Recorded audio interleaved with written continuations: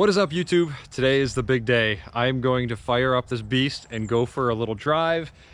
I'm gonna cross my fingers that nothing happens. I do have AAA that can help me out if the car shuts down somewhere. I've started it up a few times now and it runs.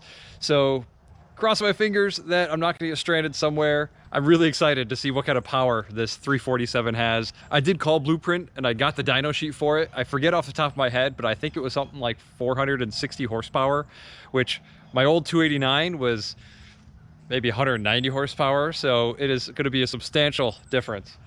But wish me luck, cross our fingers, let's go for a drive.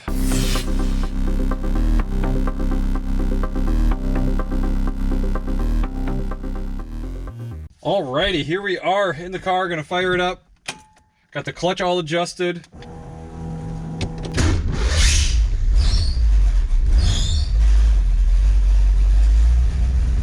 God, it's loud, it's scary.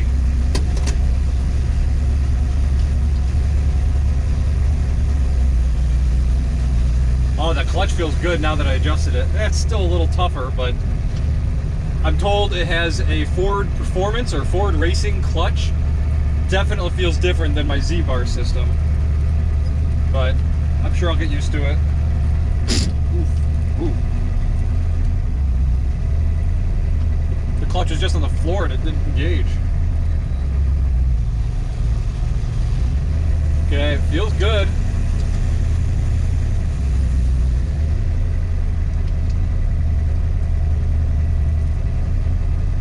I need to get some gas, and it takes 91 octane now, so I'm going to go to the gas station. I siphoned out all of the old gas that was in there because that was only 89, but during this trip we'll go get some gas. Alright, here we go. I think it's okay. My brakes, yep, brakes are still good.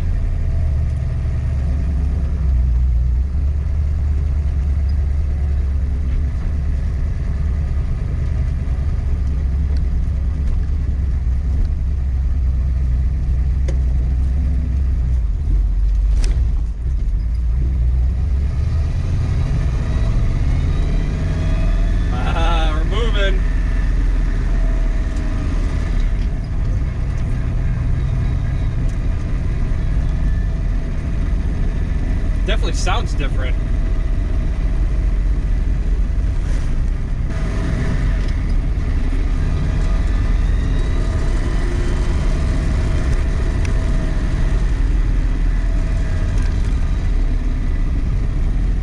Definitely seems shakier. Seems like it's rattling.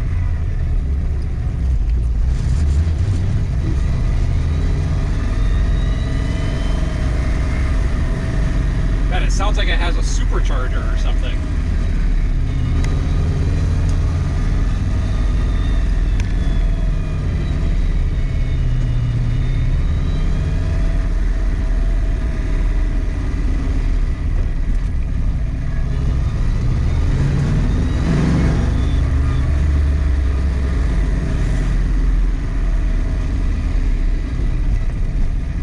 I'm just going to pull up here, look at it, make sure everything's okay before I go on any major roads.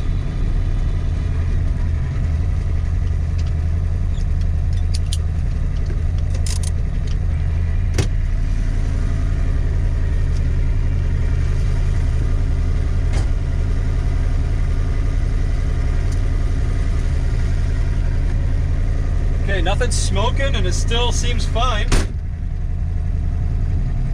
It definitely has a whine though.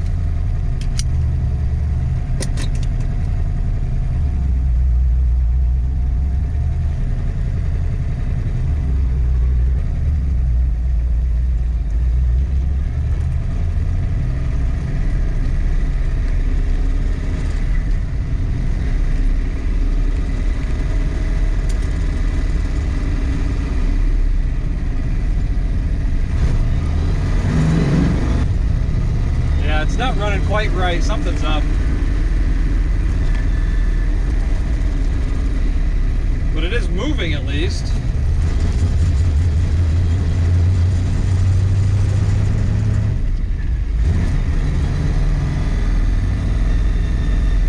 Well, hopefully we can at least make it to the gas station and get some gas.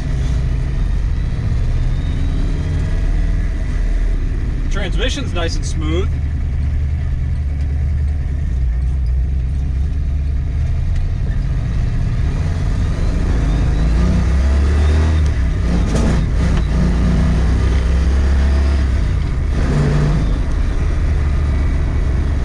Does not seem especially fast.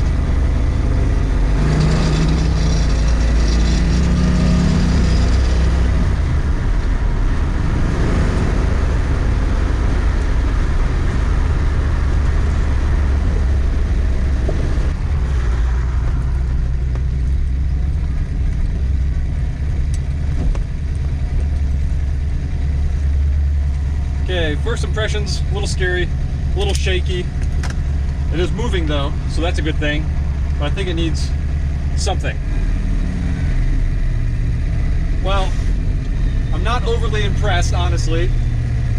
It's a lot of work and it doesn't seem that much different, but I think I might have maybe a fuel issue. I have an Aeromotive fuel regulator in here and it wasn't like adjusting pressure when I was changing the knob. So I wonder if maybe I'm having a fuel issue.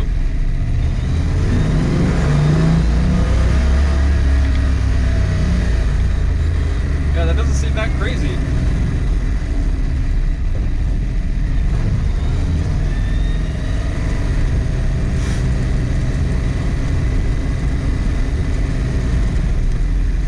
Transmission first gear is definitely much better, and I'm getting used to the clutch already.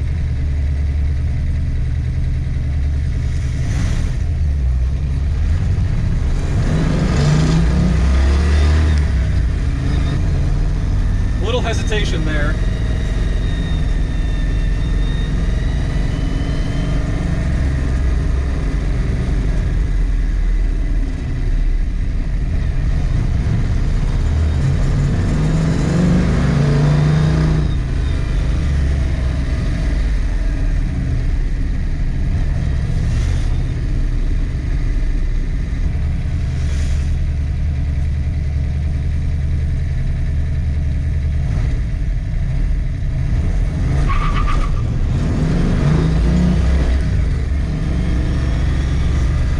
The tire's pretty easy there. That's something.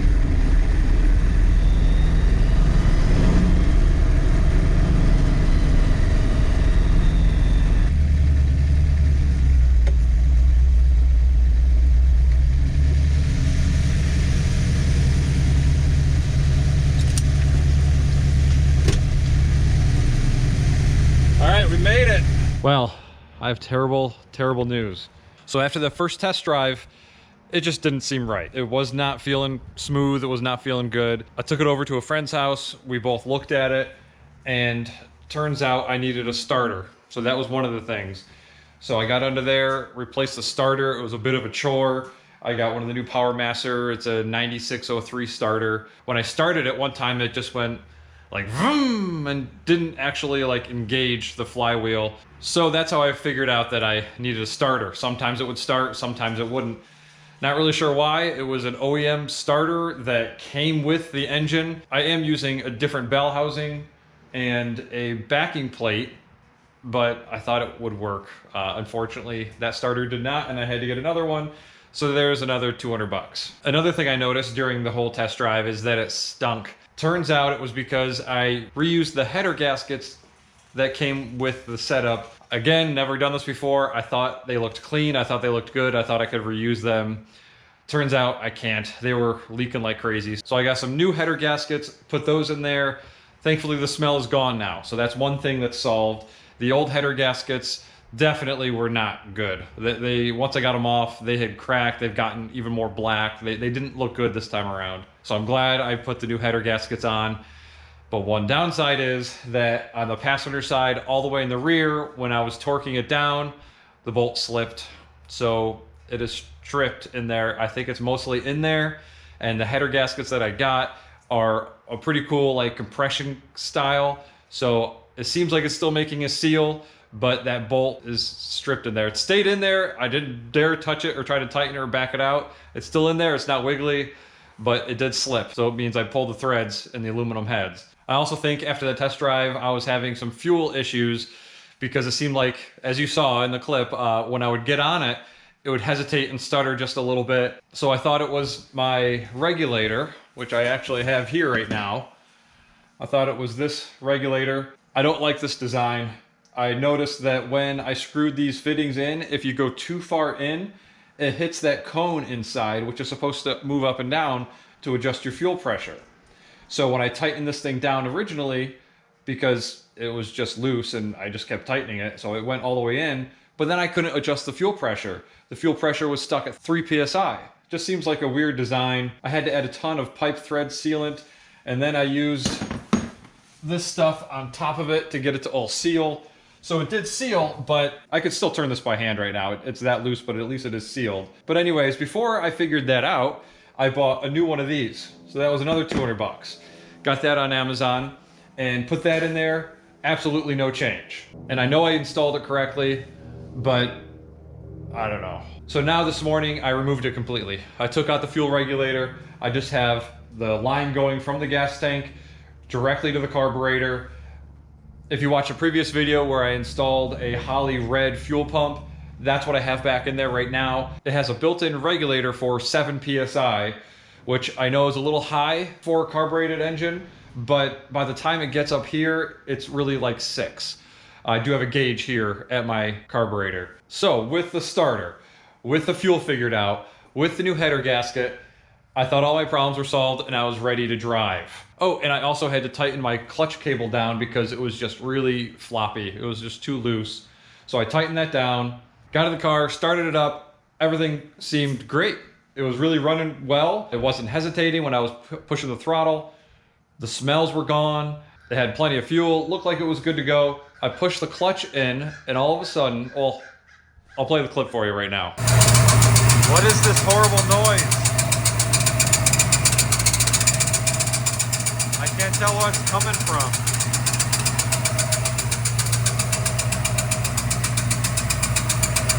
But it definitely sounds like it's coming from the engine.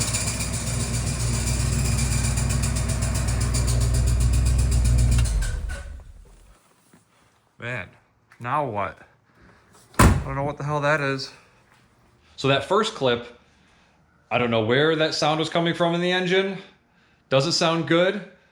I immediately killed the engine and just thought about it.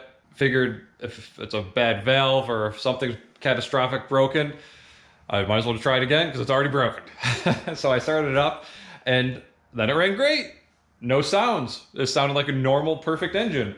So I'm thinking, great, now I can go for a test drive and hopefully all my problems are solved. Cross my fingers, I don't know what that sound was. So then I push my clutch in and, well, I get this sound. Here's another clip. Yeah, that horrible noise is every time I push the clutch in. So I put it, so it does move. Oof, but that does not sound good. So yeah, now I am getting that sound every time I push my clutch in. I tell my buddy about it and he thinks it's the throwout bearing. I didn't replace any of those parts. The clutch, flywheel, all of that stuff was already on the engine. I rode with the guy in the car. Everything seemed great. I had no reason to think that I needed to take apart the clutch, the flywheel, or get to the throwout bearing. But here we are. Everything's together. And now I gotta take everything apart again. That really, really, really blows. I was hoping to take it to a car show tonight. I really don't want to take apart all that stuff just to get to the throwout bearing. But that kind of seems like what that noise is. If you guys have any suggestions, please leave them in the comments below, or you can email me at contact.jamesklafehn@gmail.com. I'm open to ideas, but unfortunately I think it seems like it's the throwout bearing, and that just, it really freaking blows. And now winter's here, so it's been cold, and I don't want to work on it. It's been down for a month. Just very disappointed. Tempted to take it to a shop and just have them do it, but God, it'd probably cost me a ton of money. And plus I'd still have to get it there. And it's probably not safe to drive with a bad throwout bearing. I don't know, I guess I'll have to Google that. I have to say, and some of you viewers are not gonna like this, electric vehicles, way simpler. I've built crazy things, like with my range extending trailer, building this 66 Mustang. Those are all easier than dealing with anything on a gas car. This is just nuts. There's so many little details, so many little things that can go wrong. So with all that said, wish me luck. Smash that thumbs up, do that typical YouTube stuff. One of these days I'll get to drive this car again. Man, this sucks. Thanks for watching.